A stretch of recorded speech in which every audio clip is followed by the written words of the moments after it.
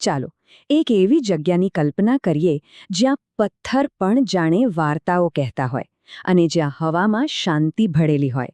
આજે આપણે એવા જ એક અદ્ભુત સ્થળ ચૂલીના બેપ્સ સ્વામિનારાયણ મંદિરની સફર પર નીકળીશું.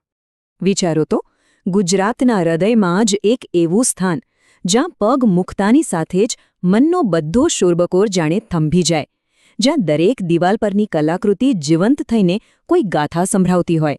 ખરેખર આ એક એવી અનુભૂતિ છે જેને શબ્દોમાં વર્ણવવી બહુ મુશ્કેલ છે. આ મંદિરની આખી ઓળખ છે ને એ બસ આ 2 શબ્દોમાં જ સમાયેલી છે: શાંતિ અને કલા. અહીંયા કારીગરોએ ખાલી પથ્થરોને આકાર નથી આપ્યો, પણ એમણે શ્રદ્ધાને કલામાં ઢાળી છે.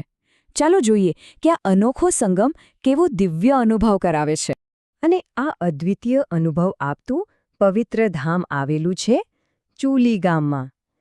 તો ચાલો હવે આ સુંદર સ્થળના દરવાજા ખોલીએ અને એની ભવ્યતાને એકદમ નજીકથી નિહાળીએ.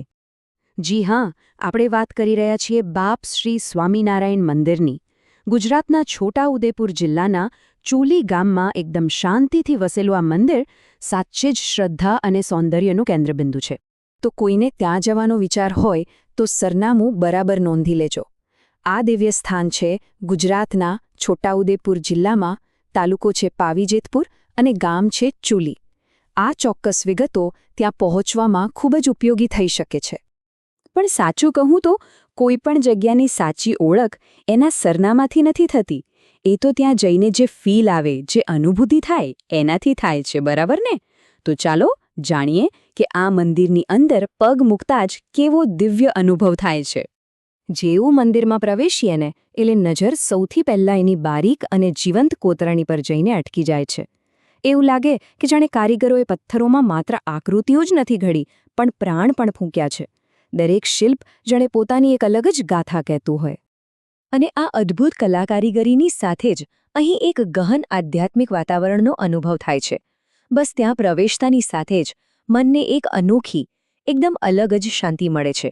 અને હા, આ દિવ્ય અનુભૂતિને વધુ ગહેન બનાવે છે અહીંની સ્વચ્છતા, અપ્રતિમ સ્વચ્છતા. અહીંનું એકદમ ચોખ્ખું વાતાવરણ મનની પવિત્રતાને પણ જાણે પ્રોત્સાહન આપે છે, જે ખરેખર પ્રશંસનીય છે. પણ જુઓ, આ મંદિરની સુંદરતા ફક્ત એની દિવાલોમાં જ નથી. એની ખરી મહત્તા તો એના પાયામાં, એના ઇતિહાસમાં છુપાયેલી છે. એની પાછળ એક એવો પવિત્ર વારસો છે જેને ખરેખર વિશેષ બનાવે છે.